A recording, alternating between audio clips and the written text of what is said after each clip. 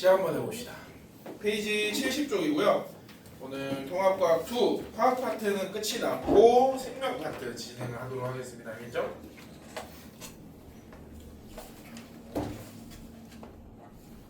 유림아, 왜 그런 표정으로 잘 쳐다보시죠? 그냥 좀 그냥 쳐다본 건가요? 알겠습니다. 약간 뭐 얼굴에 뭐 묻은 상태처럼 아니죠? 알겠습니다. 세연이 피곤하니? 어제 몇 시간 잤어요? 잘 잤어요? 잘. 원래 수업이 그냥 좀 피곤하죠? 왜 웃으세요? 쌀이 나는데. 내가? 쌤이 요즘 주 7일 수업을 하면서 목이 지금 맛이 갔어요. 원래 쌤 그 배우 할 때는 되게 꾀꼬리 같은 목소리였거든요. 진짜 맑고 굉장히 목소리 좋고 중저음이었던 그 배우톤 뭔지 알죠? 그랬는데 왜 웃어? 근데 뭐 얼굴에 뭐 묻었니? 왜 전부 다 웃고 있어 지금? 아니 잠깐만. 집이 났어요. 왜 그래요? 나 지금 약간 내 꼬라지가 이상한가? 70쪽 생태계 파트고요, 여러분들. 이 파트는 사실 뭐 이해도 이해지만은 암기가 거의 70%예요. 알겠지? 뭐 크게 어려운 내용은 없고 쌤 하는 얘기 쭉 들으면서 개념서에 없는 내용들로 몇 개 알려드릴 테니까 필기 열심히 해주시고 이렇게 약간 그 다큐멘터리 보는 느낌으로 쭉쭉 따라오면 되는 거예요. 알겠죠? 생태계 파트는 일단 기본적으로 여러분들이 어떤 마인드를 가지고 계셔야 되냐면 생물과 환경의 상호작용이라는 이미지를 좀 가지고 계시면 좋아요. 알겠지? 생물과 환경의 어떤 상호작용을 다루는 학문이고요. 이때 환경이라고 쓰기도 하지만 다른 말로 얘를 비생물적 요소다라고 적어도 무방하죠. 맞나? 그러니까 생태계는 생물적 요소와 비생물적 요소의 상호작용이다. 이렇게 이해하셔도 괜찮습니다. 알겠죠?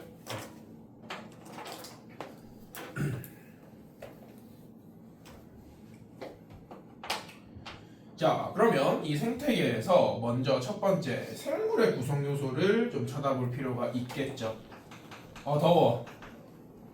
생물의 구성 요소. 생물은 크게 세 가지 구성 요소를 가지고 있거든요. 혹시 여기가 화면에 잘리나요? 나와나요? 좋아요. 좋습니다. 첫 번째 생산자가 있고요. 두 번째 소비자가 있겠죠. 그리고 세 번째 뭐가 있죠? 분해자가 있습니다. 그렇지. 약간 직관적으로 여러분들이 이미지화를 시키면 생산자는 식물, 소비자는 동물, 분해자는 균과 곰팡이라고 생각하면은 약간 직관적으로 이해하기 쉬울 것 같아요. 알겠지? 자, 얘네들은 각각 이게 책에 적혀있는지 모르겠네. 보자, 적혀있나요? 안 적혀있으니까 제가 적어드릴게요. 요런 용어를 씁니다. 실제로 학교에서 이제 수업을 하다 보면 학교 선생님들이 요런 용어 쓰실 거야. 생산자, 식물은요 누군가를 먹고 살아가나요? 지금 유림이 거의 눈 감기 일보 직전이거든요. 졸려요? 조금? 식물은 누군가를 먹고 살아갑니까? 누군가 먹고 살아가는 식물도 있겠죠. 뭐 이거 뭐야 이거? 파리지움이나 뭐 끈끈이 주걱 같은 애들 맞죠? 식충식물이 있는데 그런 특이한 경우들 말고는 식물들은 보통 영양분을 어떻게 얻죠? 광합성을 합니다. 그러니까 햇빛만 있으면 되는 거야, 맞죠? 햇빛만 있으면 지 알아서 영양분을 만들어서 살아간단 말이죠.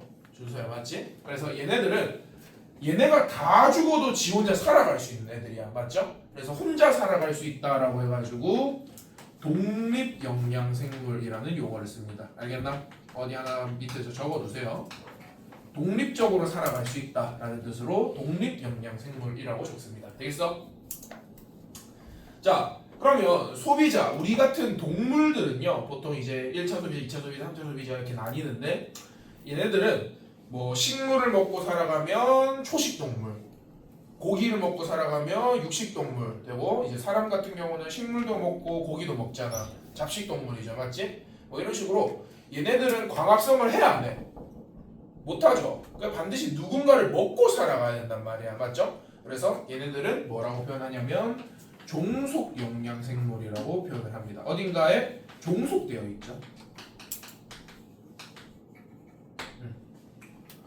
그리고 분해자는 동물과 식물의 사체들 또는 배설물에서 영양분을 얻어 살아간단 말이야, 맞죠?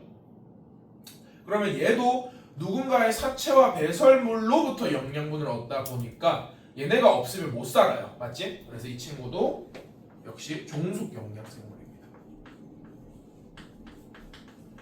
그러니까 식물 빼고는 전부 종속 영양 생물이라고 생각을 하면 돼요. 알겠지? 그리고 요거 약간 사소하긴 한데 여러분들이 가끔 이제 헷갈려 하더라고.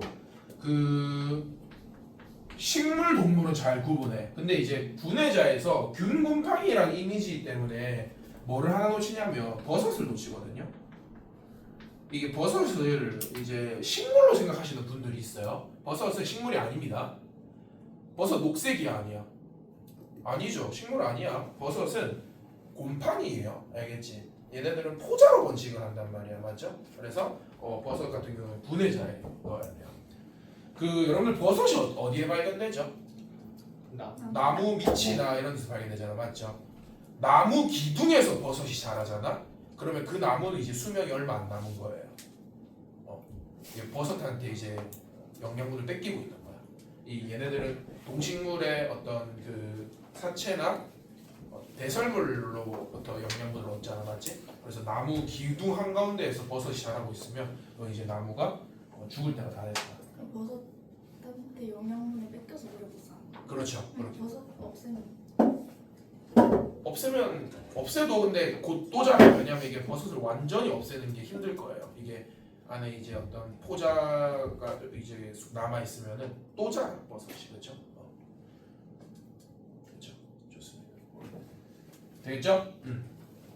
요렇게 이제 나뉘고요. 밑에다가 이제 비생물적 요소, 그러니까 환경 요소죠. 비생물적 요소도 몇 개 나열해서 적어보면 뭐가 있냐? 빛 너무 중요하죠. 우리 맞죠? 햇빛 없으면 우리 못 살아갑니다. 영양 그 식물이 광합성을 하기 위해서 반드시 필요한 게 빛이고요. 또 뭐 있어? 온도 맞나요? 그 다음에 물 맞죠? 또 공기 또 토양 뭐 이런 거 있겠죠, 맞나? 등등등등등등 이런 것들이 비생물적 요소가 되겠습니다. 알겠죠? 자, 이 정도 적어보고 그 다음에 요거 하나 이제 좀 적고 가야 될 것 같아요. 그 요거를 깜빡 안 적었는데 생태계 구성 요소를 단계별로 좀 적어드릴게요. 생태계의 구성 요소. 일단 개체, 그 다음에 개체군, 그 다음에 군집, 그 다음에 마지막 최종 단계가 생태계가 되는데요. 자, 요 네 단계를 조금 구분할 필요가 있어요. 개체는 쉽죠. 그냥 뭐라고 생각하시면 되냐면 생명체 하나라고 생각하면 돼. 생명체 하나. 그러니까 김민규가 개체 하나예요. 알겠지? 그냥 어떤 개체, 약간 우리 사회적으로도 많이 쓰는 말이잖아. 준서가 개체 하나야, 맞죠? 맞지? 그다음에 유연이가 한 개체예요, 맞나? 요런 졸리니? 아니에요. 알겠습니다. 이게 개체가 뭐 어떤 단어인지 알겠죠? 개체군은 뭐야? 개체군은 개체들이 모인 거예요. 맞나? 자, 그러면 이 군집과 개체군을 구분할 때 여러분들이 반드시 이해해야 될 게 뭐냐면 개체군은요 반드시 뭐여야 되냐면 같은 종인 개체들이 모임이에요. 그러니까 반드시 지켜야 될 규칙이 뭐냐? 같은 종이어야 돼. 맞나? 즉 지금 우리 교실 안에는 사람이라는 개체가 지금 몇 명이야? 쌤 포함해서 9명 있단 말이야. 맞죠? 그러면 이 9명이 개체군이 되는 거야. 맞죠? 근데 예를 들어서 이제 선생님이 아프리카 초원에 갔어. 이제 타잔처럼 치타랑 어울리고 이제 코끼리랑 어울리고 그러면 쌤은 이제 코끼리랑 쌤이랑 묶어서 개체군이랑 할 수 있어 없어? 없는 거야. 왜 그러시죠? 상상하고 있었어요. 그래서 상상을 하시면 안 될 것 같고요. 아 쌤이 타잔이 되는 상상을 하셨나요?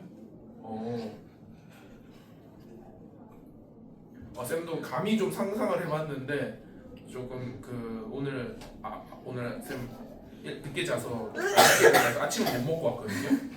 뭔가 먹었으면 좀 헛구역질이 올라왔을 것 같은 상상력이 풍부하시네요.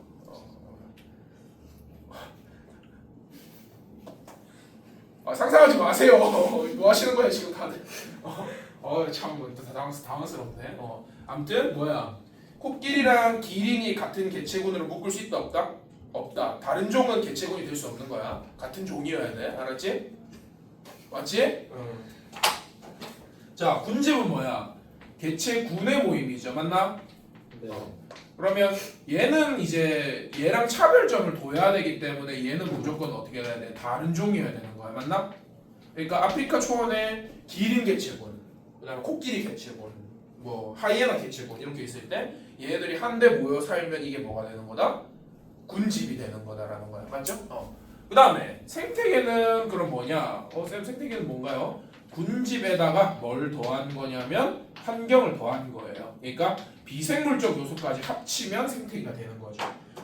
맞지? 그러니까 여러분들이 이제 이 차별점을 어디다 둬야 되는지를 잘 봐주셔야 되는 거야. 같은 종이면 개체군, 다른 종이면 군집, 거기에다가 이제 환경까지 비생물적 요소까지 더하면 생태계라고 표현하시면 돼요. 알아들었어? 오케이, 좋습니다.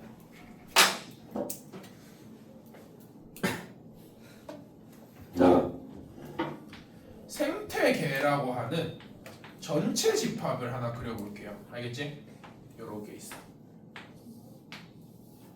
여러분들 수학해서 알잖아. 전체 집합을 뭘로 표현하죠? U로 표현한다. 뭐의 약자입니까? 유니버스. 유니버스 아닙니다. 유니버설. 유니버셜. 뭐? 유니버셜 맞죠? 스펠링 어떻게 돼요? 유니버설 이렇게 되죠. 맞나? 유니버설 맞죠? 이현아? 발음 어떻게 한다고? 유니버설. 뭐래고요? 방금 제대로 했잖아요. 유니버셜. 맞나? 그렇게 하면 되겠죠. 그렇죠? 자, 이렇게 생태계라는 전체 집합이 있을 때 생태계 안에는 뭐가 있다? 비생물적 요소 맞나? 비생물적 요소랑 생물적 요소로 이렇게 생물이라고 표현할게요. 생물로 이렇게 나뉩니다. 맞나? 자, 이렇게 되고 비생물 하면은 뭐가 있다? 뭐 빛도 있고 온도도 있고 물도 있고 공기도 있고 토양도 있고 뭐 이런 어떤 환경적 요소가 이렇게 다양하게 있어. 생물적 요소는 뭐가 있다 그랬지? 생산자 맞나요? 맞지? 그다음에 소비자 맞습니까? 그다음에 뭐가 있어? 분해자 맞나요? 이렇게 세 가지 종류로 나누게 된다라고 했을 때, 자, 잘 봐요. 쌤이 용어를 하나 알려드릴게.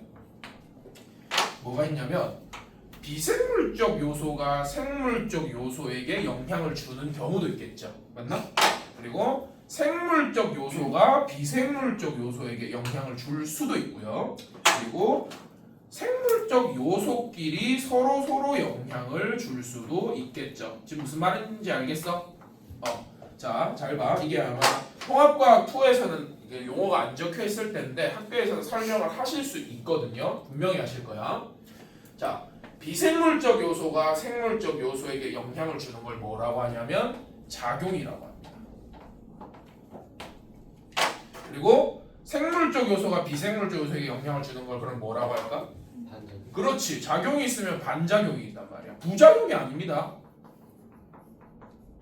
부작용은 이제 성형수술 잘못한 걸 부작용이라고 하죠. 맞지? 반작용이고 맞나? 그 다음에 생물적 요소끼리 서로 영향을 주고받는 걸 상호작용이라고 불러요. 이거는 정식 명칭이야. 외워야 돼요. 알겠지? 자, 상호작용은 잘 외워져. 뭐 헷갈릴 요소가 없거든. 근데 여러분들이 이제 통합과학을 막 여러 파트를 공부하다 보면은 이제 이런 게 헷갈려. 뭐가 작용이고 뭐가 반작용이었더라? 이런 게 헷갈린단 말이야. 맞죠? 맞죠? 자, 딱 말씀드릴게요. 생태계는 누가 주인공이냐면 얘가 주인공이라고 생각하면 편해요. 자, 이렇게 생각을 하자고. 우리가 생명과학을 공부할 때는 대부분 생물이 주인공이야. 맞죠? 뭐 어떤 경우에도 생물이 주인공인 경우가 대부분이에요. 근데 딱 이 파트, 생태계 파트에서는 환경이 주인공이라고 생각을 하는 거죠. 맞나? 그렇게 생각을 하면 환경이 생물한테 영향을 주는 걸 작용이라고 외울 수 있는 거야. 맞아? 그러면 반대로 생물이 비생물한테 환경한테 영향을 주는 걸 반작용이다라고 이렇게 외워줄 수 있겠죠. 맞나? 그러니까 이 파트는 환경이 주인공이다라고 생각을 하시는 게 좀 편할 겁니다. 자, 그러면 어떤 경우가 있겠어요? 작용의 예시 한번 들어볼까?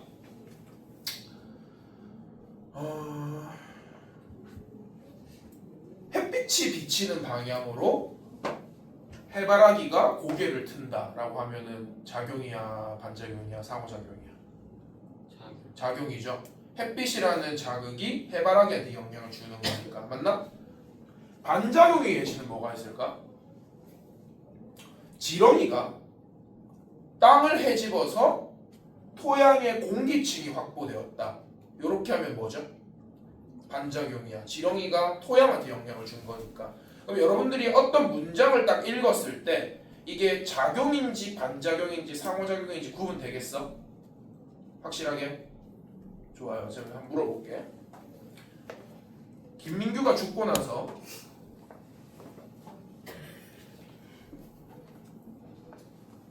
이거 혹시 선생님의 죽음이 행복하신 뭐 그런 건 아니겠죠? 아닐 거고. 김민규가 죽고 나서 토양에 이제 균들이 김민규를 분해시켰다라고 하면 이건 뭐죠? 작용이야, 반작용이야, 상호작용이야?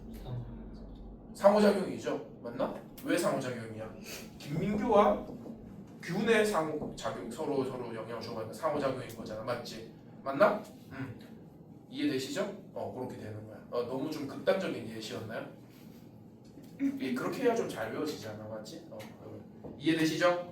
그러니까 서로 영향을 주고받는 건 상호작용이다 라고 외워주시면 될 것 같아요. 알아들었죠? 자, 어떤 문장이 나왔을 때 여러분들이 판단이 돼야 돼요. 자, 이제 밑으로 좀 내려와서요. 밑으로 좀 내려와서 이제 70쪽 밑에 보면 생물과 환경의 이제 관계에 대해서 나오는데 제일 많이 나오는 게 결국 빛이거든요. 빛. 근데 네. 생물 요소끼리 응. 하는 거는 상호작용이라고 하네요. 요거끼리 하는 거? 네, 그러는 거는 명칭이 없어요. 그거는 아마 나오지 않을 겁니다. 알겠죠?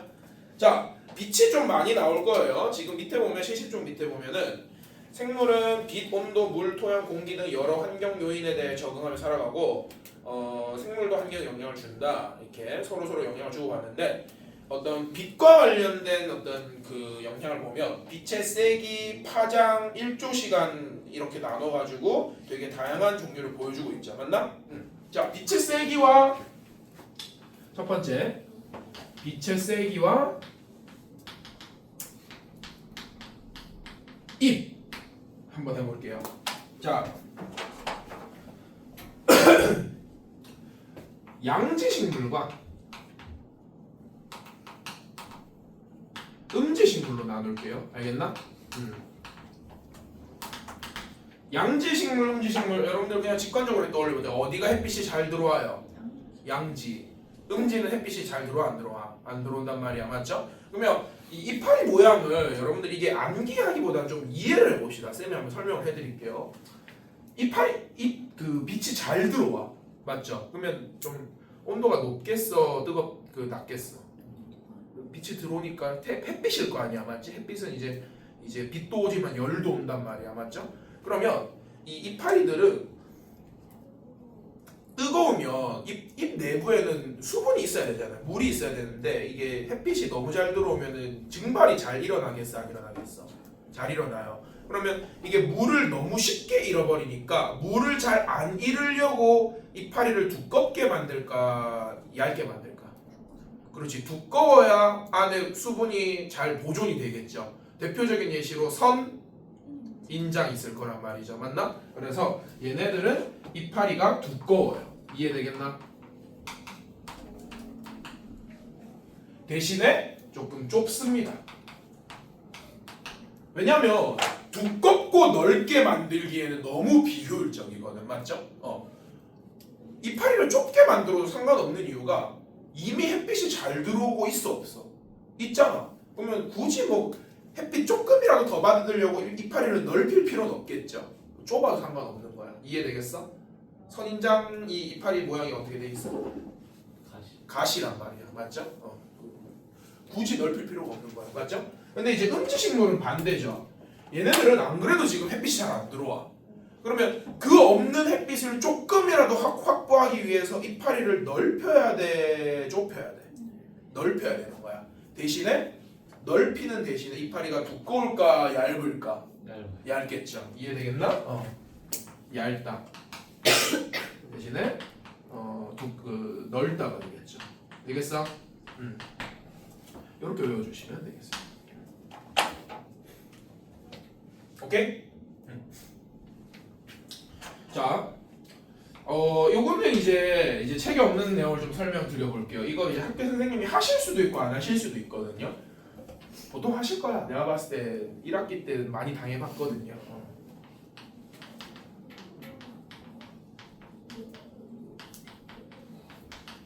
빛의 세기와 광합성량에 대해서 좀 설명을 드려볼게요.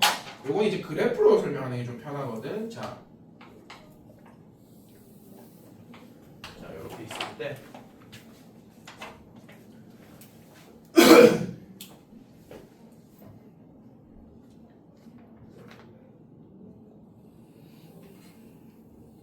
요런 그래프가 하나 있을 거고, 그 다음에 요런 그래프가 하나 있습니다. 자, 얘는 양지식물이고요, 얘는 음지식물입니다. 되겠나? 그러니까 햇빛이 어디가 잘 들어온다? 양지가 잘 들어온다, 맞죠? 좀만 힘내, 얘들아. 지금 거의 눈 감긴 사람 많거든요. 좀만 힘내보세요. 여기가 x축이 뭐냐면 빛의 세기야. 그리고 y축이, 요게 좀 어려운데 잘 들어봐, CO2 흡수량이에요. CO2 흡수량. CO2가 뭐죠? 이산화탄소야, 맞죠? 이산화탄소 흡수 왜 해요? 광합성 하려고, 맞나? 네. 광합성 광합성 중학교 때 배웠죠? 광합성이 뭐야? CO2 이산화탄소랑 물을 합쳐서, 맞나? 여기 이제 빛을 이제 햇빛을 받으면 포도당과, 맞나? 뭘 만들어? 산소를 만들죠, 맞나? 이제 포도당은 나중에 이제 여러분들이 고등학교 2학년이 되면은 생명과학 시간에 C6H12O6 이렇게 배울 거야. 여기 이제 포도당 화학식이고요. 자, 이산화탄소를 흡수하는 이유는 광합성을 하기 위함이야, 맞죠? 그러면 지금 보면 이제 CO2 흡수량이 양수면은 CO2를 흡수한다, 배출한다? 잘 생각해요. y축이 CO2 흡수량이야. CO2 흡수량이 양수면은 흡수를 하겠죠. 음수면은 배출을 하는 거야, 맞죠? 그럼 CO2 왜 배출해? 넘쳐나니까. 뭐라고요? 너무 많으니까 불필요하게. 호흡이지, 그치? 우리가 아, 들숨으로 산소를 마시고 날숨으로 뭘 뱉어죠? 뱉죠? 날숨으로 뭐 뱉어요? 이산화탄소 뱉는단 말이야. 식물도 호흡을 하겠죠, 맞나? 즉 뭐냐면 이게 여러분들 잘 봐. 이게 이해가 돼야 돼. 얘가 호흡량이에요. 호흡량. 이거는 음지식물의 호흡량이겠죠? 그럼 얘는 뭐겠어? 누구의 호흡량? 양지식물의 호흡량이야. 그러니까 CO2 흡수량이 음수라는 것은 CO2를 배출한다는 뜻이고 그 말은 식물이 호흡하는 양이라는 거야. 맞죠? 왜 그러냐면 당연한 얘기지. 얘들아 빛의 세기가 제로야. 빛이 없어. 그러면 광합성 할 수 있어 없어? 안 못하겠죠. 그럼 뭐만 해? 호흡만 하는 거야. 호흡만. 뭔 말인지 알겠죠? 호흡. 그러면 요량은 뭐냐면 얘는 요까지는 뭐가 될까? 음지식물의 광합성량이겠죠. 근데 이게 이제 순광합성량이라고 표현을 합니다. 알겠죠? 순광합성량. 그리고 여기서 이까지는 뭐지? 양지식물의 순광합성량이라고 표현을 하는 거야. 맞죠? 쌤, 그러면 총광합성량은 뭔가요? 자, 총광합성량은 뭐냐면 여기서 이까지예요. 이거 전체. 그러니까 본인이 만든 걸 본인이 호흡한 데 쓰기 때문에 여기서 이까지가 양지식물의 총광합성량이 되는 거야. 총광합성량. 그러니까 이 용어 정리가 필요해요.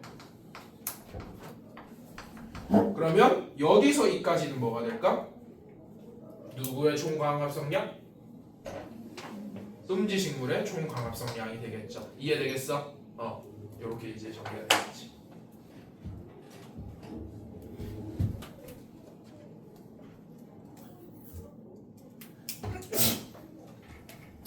준섭 이해됐나 여기까지?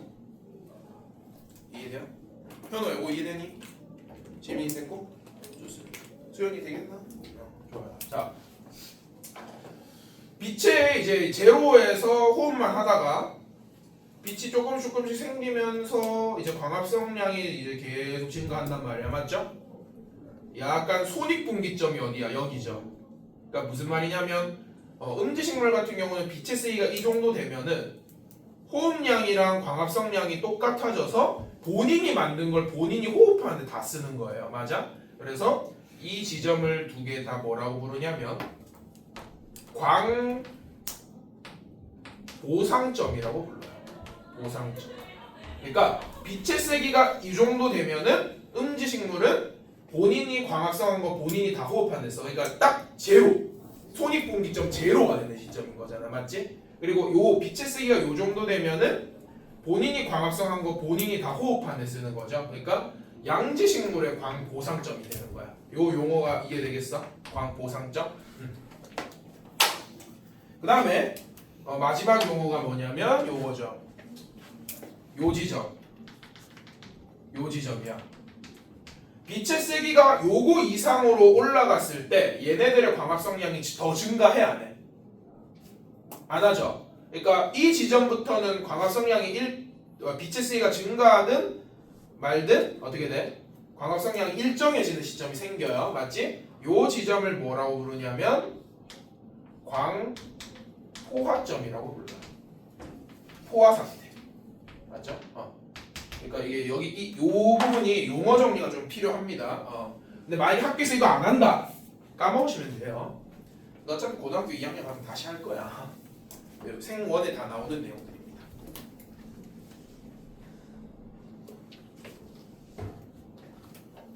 그러니까 용어가 참 많죠. 호흡량, 순광합성량 합쳐서 총광합성량이 되는 거야, 맞지? 요거 하나 적어드릴까? 총광합성량은 뭐 더하기 뭐다? 양은 호흡량 더하기 순광합성량이 되겠죠.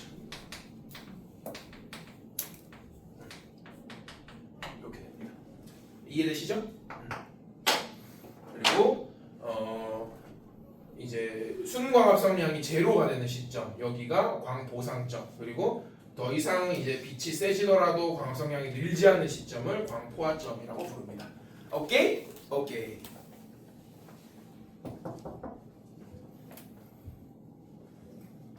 태연이 따라왔나요? 좋습니다. 유연아 따라와지니? 어떻게 쓸 줄 많을 줄 모르고 유타 썼는데 너무 쓸 게 많았어. 너무 쓸 게 많았죠. 네, 짧게 조금씩 써서 겨우 다 썼어요. 겨우 다 썼어. 나중에 다시 봤을 때 알아보겠어. 네, 글씨가 괜찮게 써서. 아 그래? 지금 본인 글씨체를 객관적으로 봤을 때 잘 썼다 생각하십니까? 네. 쌤 잘 안 보이긴 하거든요. 너무 멀어가지고. 나중에 한번 볼게요. 좋습니다. 유리마 이거 이해되나? 그 유리마 지금 눈이요 쌍꺼풀을 넘어서 삼꺼풀이 생겼거든요. 어떻게 된 거죠? 근데 저번 주에 쌤이 한 번 얘기하셨는데 그 이후로 안 사라져요. 그때 이후로 안 사라져? 일주일째 유지가 되고 있네요. 삼꺼풀이 맞죠? 그러니까 지금 약간 이런 느낌 아니야? 원래 쌍꺼풀이 있었는데 여기에 이제 쌍꺼풀 수술을 한 번 더 한 거죠. 그랬더니 이제 삼꺼풀이 된 거야, 맞죠?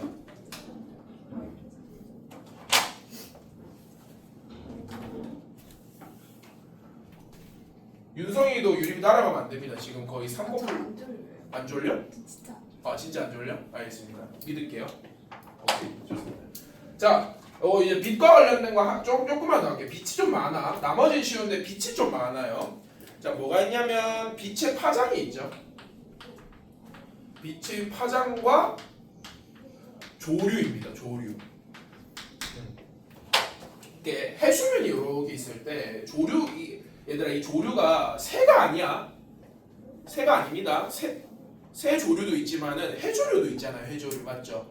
녹조류, 갈조류, 홍조류 이런 거 있단 말이야, 맞죠? 뭐 김, 해초, 미역 이런 거 맞나? 그런 것들이 어떻게 되냐면, 자 봐봐.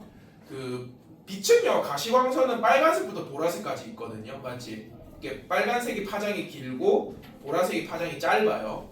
자 이때 빛은 파장이 길수록 물 깊이 못 들어가요. 그래서 빨간 빛은 한 이 정도까지밖에 못 들어가. 괜찮나? 그리고 분필이 여러 가지 색깔이라 참 좋네요. 주황 색깔에서 약간 노란색 빛이 한 이 정도 들어간다 칩시다. 괜찮죠? 그 다음에 파란색, 보라색 빛은 깊이 더 들어간다 칩시다. 되겠나? 자 그러면 여기에 이제 서식하는 조류는 무슨 조류냐라고 했을 때 여러분들 이거 책 안 보고 답하면은 여기 빨간 빛이 여기까지밖에 안 들어가니까 여기는 홍조류겠네 라고 생각하지만 그렇게 생각하면 오산이에요. 잘 들어봐. 여러분들이 이거 지금 무슨 색이야? 녹색이지. 이걸 녹색으로 보는 방식이 어떻게 되지? 빛이 일로 가. 녹색이 반사돼서 우리 눈으로 들어오는 거죠. 그럼 얘는 녹색 말고는 다른 색은 다 어떻게 하는 거야? 흡수하는 거예요. 맞아? 조류도 이렇게 생각을 해야 돼. 빨간 빛을 얘는 흡수를 해서 사용을 해요. 맞나? 그러니까 광합성을 할 때 빛을 흡수해야 되잖아. 그러면 이 친구들은 빨간 빛을 흡수하고 나머지 빛을 반사시키는 애들이야. 그래서 얘는 홍조류가 되는 게 아니에요. 뭐가 되냐면 녹조류입니다. 녹조류. 빨간색의 반대지. 알겠지? 여기는 녹조류가 서식하는 거야. 이해되겠어? 빨간 빛을 사용을 하고 나머지 빛을 반사시키는 애들이야. 알겠죠? 그 다음에 여기는 뭐냐면 갈조류죠. 맞나? 이거 요렇게 표현해야겠지. 이 정도 깊이까지는 갈조류가 살 수 있고 그 다음에 요 정도 깊이까지는 어떻게 된다? 누가 살 수 있다? 그치? 뭐라 돼 있어? 홍조류. 왜? 얘네들은 파란 빛을 흡수하고 나머지 빛을 반사시키니까. 맞죠? 그럼 이렇게 빨간색으로 보일 수 있다라는 거야. 이해되겠어? 현호 이해되나? 좋습니다. 이거 자칫 잘못하면 여기다 홍조류 적으면 틀려요. 알겠지? 좋습니다. 요 정도 됐고요. 그 다음에 빛과 관련돼서 마지막 네 번째 1조 시간과 개화 한번 설명드릴게요. 요거는 여러분들 페이지 72쪽 한번 보자. 72쪽.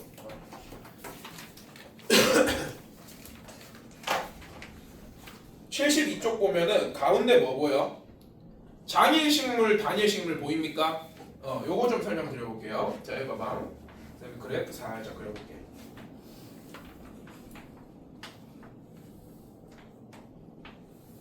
이렇게 있다 했을 때 여기가 이제 하루야. 24시간이라고 할 때 여기가 딱 12시간인 어떤 기준선이라고 할게요. 맞죠? 기준선이 이렇게 있다라고 할 때 자 어떤 지점은 낮과 밤이 있을 때 어떻게 돼? 낮이 길고 밤이 짧죠. 맞나? 그리고 어떤 때는 이렇게 돼가지고 낮이 짧고 밤이 길 수가 있어요. 맞아? 이렇게 되어 있단 말이야. 맞지? 자, 이때 여러분들이 이제 한자를 좀 알면 답할 수 있는데 장일식물과 뭐가 있죠? 단일식물이 있단 말이야. 맞나? 이렇게 있다라고 할 때 장일 뭐야? 길다. 뭐가 긴 거죠? 일이 뭐죠? 해일자거든요. 그러니까 해가 길다란 낮이 길다란 뜻이야. 그러면 장일식물은 낮이 길 때 꽃이 필까? 밤이 길 때 꽃이 필까? 그렇지. 그래서 언제 꽃이 펴? 위에. 네, 맞나? 이때 개화를 꽃이 핀단 말이야. 맞죠? 그럼 여기는 개화해 안 해? 안 해요. 이때는 개화를 안 합니다. 그 다음에 이때는 단일식물은 반대죠. 언제 개화해? 밤이 길 때. 그러니까 여기가 개화하고 여기가 개화를 안 한단 말이야. 따라왔어? 자 이렇게 되는데 자 쌤이 지금 약간 이제 배꼽이 더 큰 얘기를 좀 할 수도 있어요. 이게 학교에서 설명할지 말지 모르겠는데 쌤이 그냥 좀 설명을 해볼게요. 들을 준비 됐나?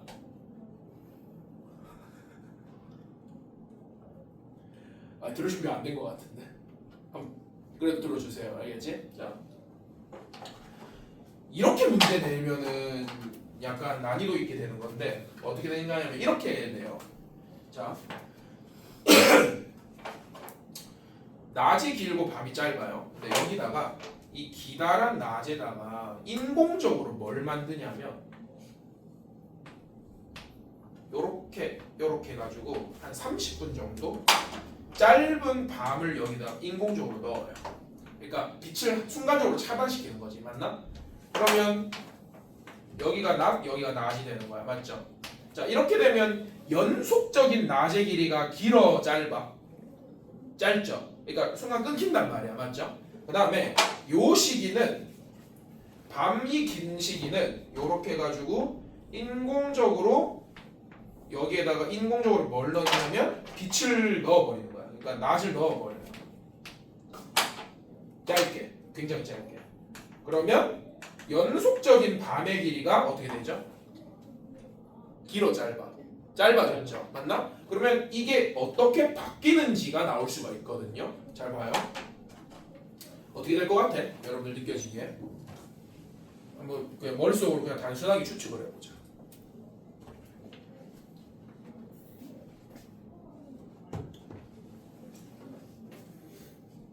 얘 어떻게 될 것 같아요? 안 해요. 안 해요? 개화 안 하고 얘는요? 해요. 해요. 하나? 얘는요? 덥죠? 쌤도 지금 덥다. 에어컨이 지금 맛이 간 것 같아. 얘는 어떻게 될 것 같아? 해요. 하고 한다? 아니요. 안 한다? 해요. 해요? 얘는요? 안 해요. 안 해요? 그러니까 추측으로밖에 할 수 없는데 제가 설명드릴게요. 어떻게 바뀌냐면 얘가 개화를 하고요. 얘가 개화를 안 하게 됩니다. 오케이? 자, 왜 그런지 설명을 해볼게요. 여기는 안 바뀌어요. 여기는 안 바뀌어요. 여기 그대로야. 신기하지? 자, 왜 그러냐면 봐봐. 장일식물은 낮이 길어서 꽃이 피는 게 아니에요. 밤이 짧아서 꽃이 피는 거야. 알겠지? 이 식물이 꽃이 피는 원리가 밤의 길이가 중요한 거거든요. 자, 낮이 길어서 꽃이 피는 게 아니라 밤이 짧아서 꽃이 피는 거라고. 되겠나? 자, 그러면 여기에 밤 살짝 넣고 원래 밤이 여기가 짧잖아. 맞지? 그럼 여전히 밤은 짧아, 길어? 짧아요. 그래서 얘는 여전히 꽃이 펴요. 되겠나? 얘도 단일식물은 낮이 짧아서 꽃이 피는 게 아니야. 밤이 길어서 꽃이 피는 거예요. 알겠나? 근데 지금 얘 밤 길어 안 길어? 안 길어요. 그래서 꽃이 안 피는 겁니다. 알아들었지? 이거 똑같아요. 장일식물은 밤이 어때서 꽃이 핀다고? 짧아서. 지금 여기 낮 집어넣었으니까 밤이 어떻게 됐어? 짧아졌죠. 그래서 꽃이 피는 거야. 이해되나? 얘도. 얘는 밤이 짧아야 밤이 길어야 꽃이 피는 거잖아, 맞죠? 근데 밤이 짧아져서 지금 어떻게 됐어? 꽃이 안 피는 거예요. 원리가 이해되겠어? 그러니까 이 얘네들의 꽃이 피는 원리는 사실상 제일 중요한 게 뭐냐면 밤에 이렇게 적어드릴게요. 연속적인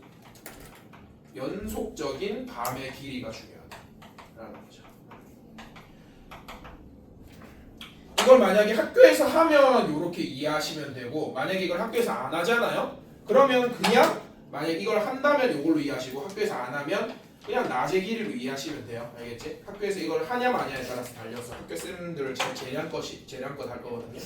그냥 이걸 설명을 안 한다면 여러분들이 알고 있는 대로 낮이 길면 피고 낮이 짧으면 안 피고 이렇게 기억하시면 됩니다. 알겠죠?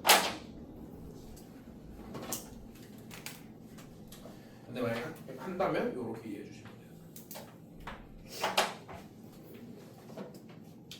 요거 준서 따라하시나? 수연이 이해되나요? 유림 오케이? 좋습니다. 자, 요 정도 하면 이제 빛과 관련된 건 좀 대부분 끝났고요. 나머지는 여러분들 한번 읽어보시면 됩니다. 70쪽 밑에 다 했고 71쪽 이제 볼게요. 여기는 쌤 적진 않고 같이 책을 봅시다. 온도와 생물, 물과 생물, 토양과 생물, 공기와 생물이 있는데 이 파트는 문제가 보통 어떻게 나오냐면 이런 식으로 나와요. 온도와 생물의 그러니까 온도가 생물에게 주는 영향이 아닌 것은 해놓고 4개는 이제 온도와 생물에 관련된 걸 주고 하나를 다른 걸로 준단 말이야. 그때 이제 아닌 걸 골라내야 되는 문제. 그런 게 보통 나오거든요. 여기서 이제 좀 헷갈리기 쉬운 게 뭐가 있냐면은 요 나머지 쭉 읽어보면 되는데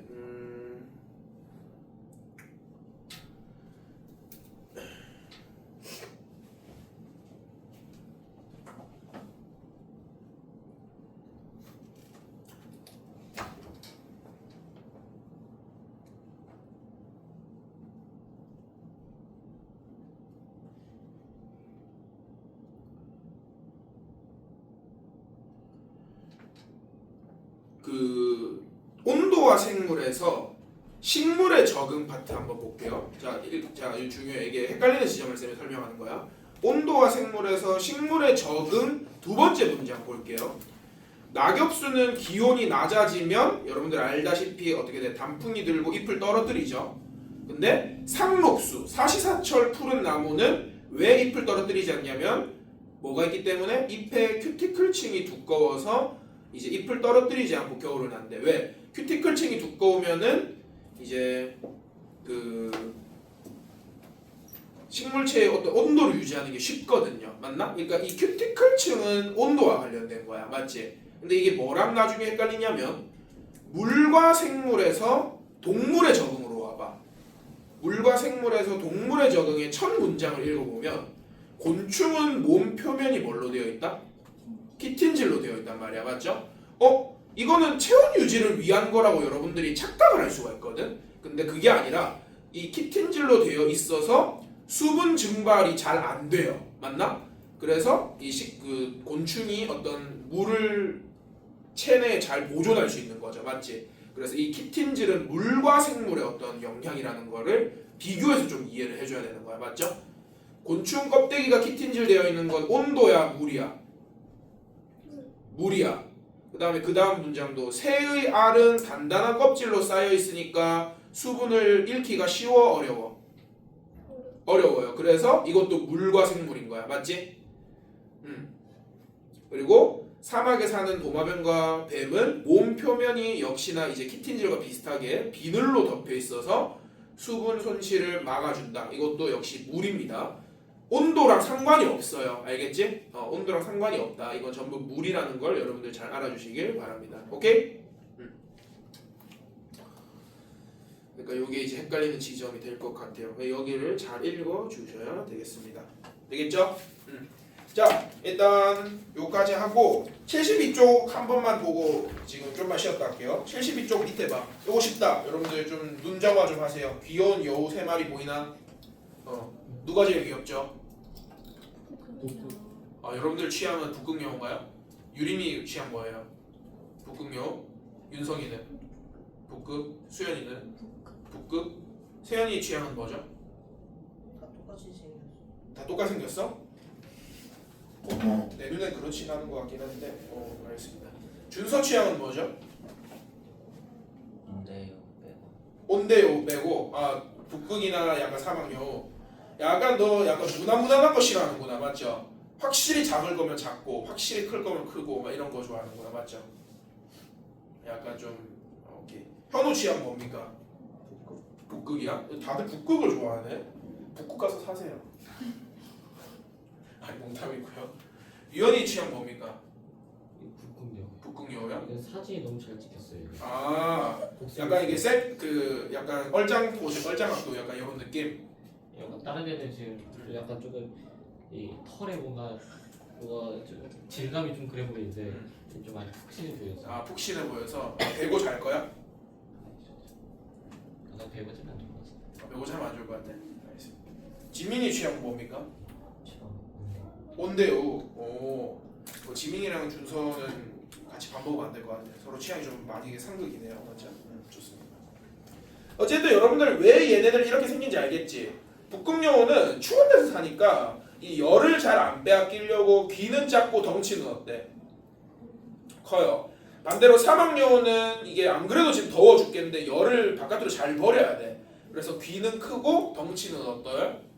작단 말이야. 맞죠? 쌤이 알기로 이 세 마리 중에서 북극여우가 그 대한민국에서 반려동물로 키우는 게 합법이었던가 그랬던 것 같은데 여우 세 마리 중에서 하나가 합법으로 알고 있어요. 쌤은 누구였는지 기억이 잘 안 나는데 북극여우면 여러분들은 다 키워봐요. 알겠죠? 자 아무튼 여기까지 하고 여러분들 한번 좀 외워주세요. 알겠지? 좀만 쉬었다 할게요.